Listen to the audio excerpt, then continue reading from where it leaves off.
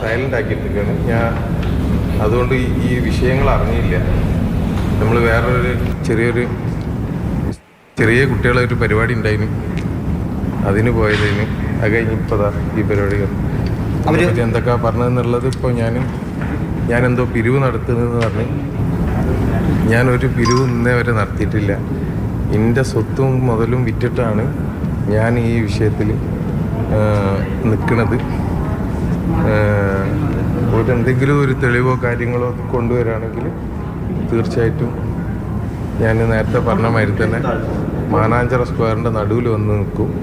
കല്ലെറിഞ്ഞു കൊന്നാളെൻ്റെ വലിയ വൈകാരികമായി ഉപയോഗിച്ച് PR വർക്ക് നടത്തുകയായിരുന്നു എന്നാണ് ഇപ്പോൾ കുടുംബം വലിയൊരു ആരോപണം ഉന്നയിക്കുന്നത്. ഞാൻ എന്ത് PR വർക്ക്? അങ്ങനെയാണ് നിങ്ങളാണ് എൻ്റെ PR വർക്കിൻ്റെ ആൾക്കാർ. ഞാൻ എന്ത് ചെയ്യാനാ? എൻ്റെ മുന്നിൽ ഇങ്ങനെ അതേമാതിരി ക്യാമറ വരുമ്പോൾ ഞാനൊരു സാധാരണ ആളാണ്. ഞാനൊരു കാര്യം ചെയ്ത് ഞാനൊരു കാര്യം ഏറ്റെടുത്ത് അത് ഞാൻ പൂർത്തിയാക്കി കഴിഞ്ഞു.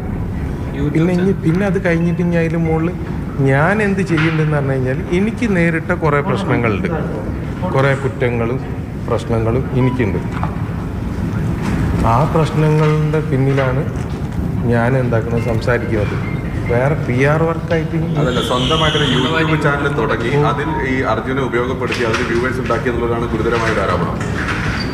അർജുൻ്റെ ആ സമയത്ത് ഞാൻ ഒറ്റയ്ക്കായിരുന്നു ഗംഗാവലി ശിരൂരിൽ. ഞാൻ അർജുൻ്റെ ആ സമയത്ത് എൻ്റെ ഒരു മനസ്സിന് വേണ്ടിയിട്ട് ഞാൻ തുടങ്ങിയതാണ്. ഓക്കെ, ഞാൻ അങ്ങനെ ഒരു യൂട്യൂബ് ചാനൽ തുടങ്ങി.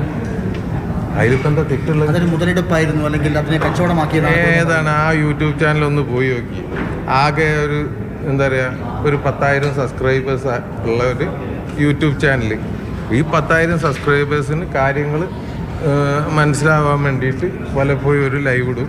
പിന്നെ ഈ യൂട്യൂബ് ചാനലിൽ ഞാൻ നിരന്തരം ഈ അർജുൻ്റെ വിഷയങ്ങൾ എന്താണ് ജനങ്ങൾ മറന്നു പോകാതെക്കാൻ വേണ്ടിയിട്ട് ഞാൻ ഞാൻ ശ്രമിച്ചിരിക്കുന്നത്. ഈ യൂട്യൂബ് ചാനൽ ഞാൻ ഉണ്ടാക്കിയത് തന്നെ ഒന്ന് എന്താണ്, ഈ വിഷയങ്ങൾ ജനങ്ങളിൽ എത്തണം.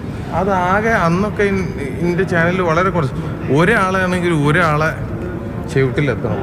പിന്നെ എന്താണെന്ന് കഴിഞ്ഞാൽ കർണാടകയിൽ ഞാൻ നിൽക്കുന്ന സമയങ്ങളെന്ന് പറഞ്ഞു കഴിഞ്ഞാൽ എനിക്ക് ഇല്ലാത്ത ശത്രുക്കൾ വേറെ ആർക്കില്ല. അത്രമാത്രം ഞാൻ ചില സംവിധാനങ്ങളെ ഞാൻ കുറ്റം പറഞ്ഞിട്ടുണ്ട്. അപ്പോൾ എന്തെങ്കിലും ഇൻ കേസ് എനിക്കൊരു ബുദ്ധിമുട്ട് വരികയാണെങ്കിൽ ഒരു യൂട്യൂബ് ചാനലെങ്കിൽ ഒരു ധൈര്യത്തിന് വേണ്ടേ?